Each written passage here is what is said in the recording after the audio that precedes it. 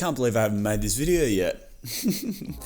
Welcome back to my channel. If I'm a new face, my name is Tom Noski. I'm a photographer, digital artist, and filmmaker from Melbourne, Australia, who takes a lot of drone photos.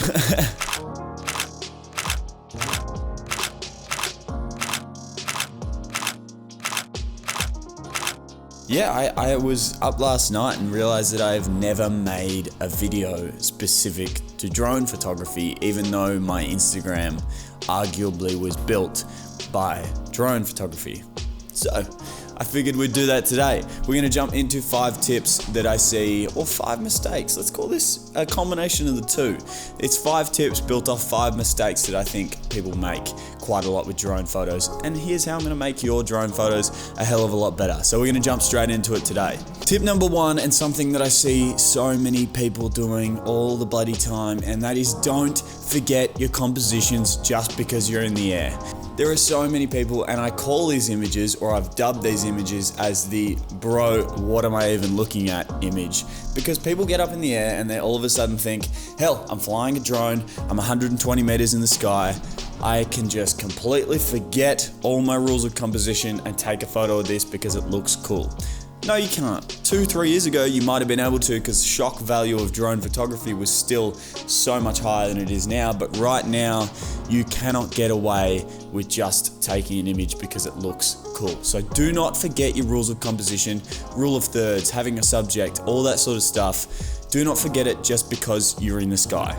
Tip number 2 is have a subject in your images. A car, a road, a tree, an object, a mountain, a person, whatever it is, have a subject in your photos because it's going to begin to tell a story.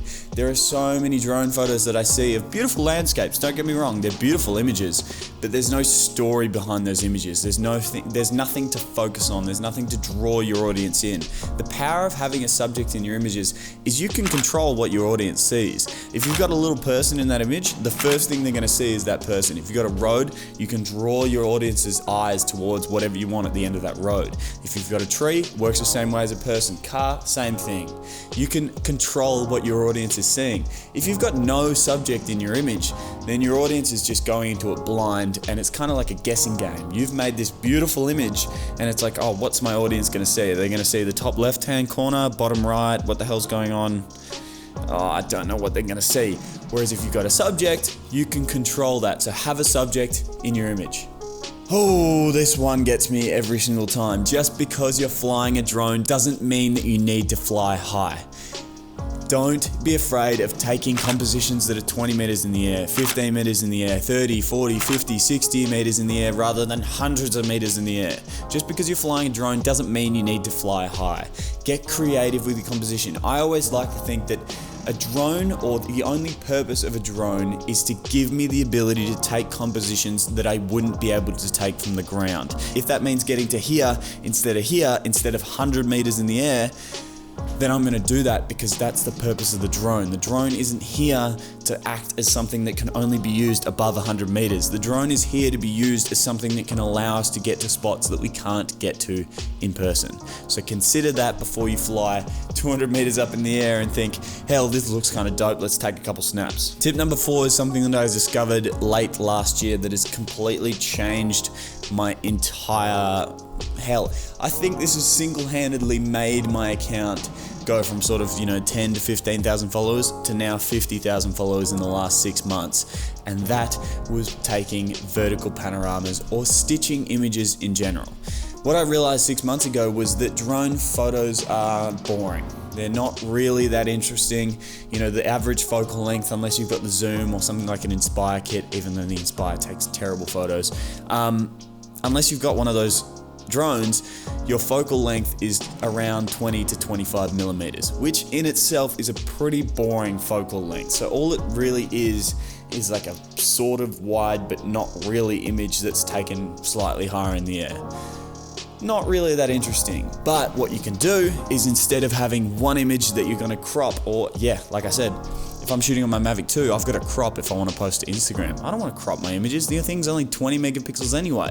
So what I do instead is I'll take one image, take another image, and stitch them together in post to create something that actually not only benefits me because it's now a vertical image that's full resolution that I don't need to crop, but it looks wider than it is in person. And another thing that I'd use with this technique is I'll sometimes take up to 12, 15, 20 images and I'll stitch them together in post to create this massive image that's super high resolution and up to 60 to 100 megapixels, and it looks amazing. And then I'll throw a sky on that and all of a sudden it's a 10,000 by 15,000 image that's incredibly high resolution.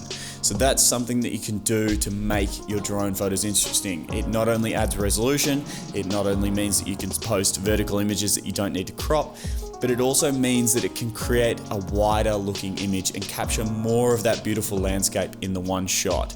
It's funny because I get messages all the time from people being like, hell, were you 200, 300, 400 meters in the sky for this image? And I'll just message them back and be like, no, this is actually 15 images stitched together to get the whole landscape in the one photo. So it's a pretty cool technique that I don't see a lot of people using. But shout outs to Ben Savage for showing me this technique, because he's the first person that was like, dude, take like 15 images and stitch them together. So thanks, bro, for that little tip. And the last tip number 5 is just because you're in the air doesn't mean you get a free pass on being creative. 2, 3, maybe even 4 years ago, a drone photo had that shock value. So you could take just about anything from the air and people are like, whoa, that's pretty cool. But nowadays, anyone can do it. So what's happening now is people are posting images that look cool, admittedly. You know, pictures of top-down beaches look cool.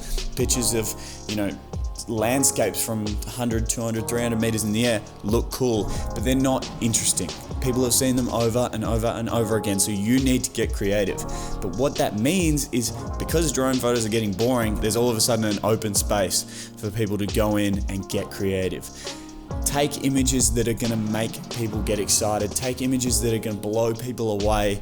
Really get creative. Think about how you can think up inventive ideas. Really put some thought into your drone photography, and I guarantee you that the next 12 months for you as a photographer will be ginormous, because you'll be taking advantage of a white space in photography that still hasn't been taken advantage of. So yeah, those were my 5 tips for drone photographers that want to take their photography from 0 to 100. If you enjoyed this video, if you enjoyed any of the videos that I've been putting out recently, I would really appreciate it if you could hit the like button and subscribe. And if you have enjoyed this video, maybe head over and check out my Instagram. There is hundreds and hundreds of drone photos from all around the world on there. Well, not really, mostly from Australia, but there's drone photos from Australia on there, plenty of them that you guys can check out that use all the techniques that I've spoken about in this video. So again, if you enjoyed this video, leave a like and subscribe. But as always, it's entirely up to you, and I'll see you guys in the next one. Peace.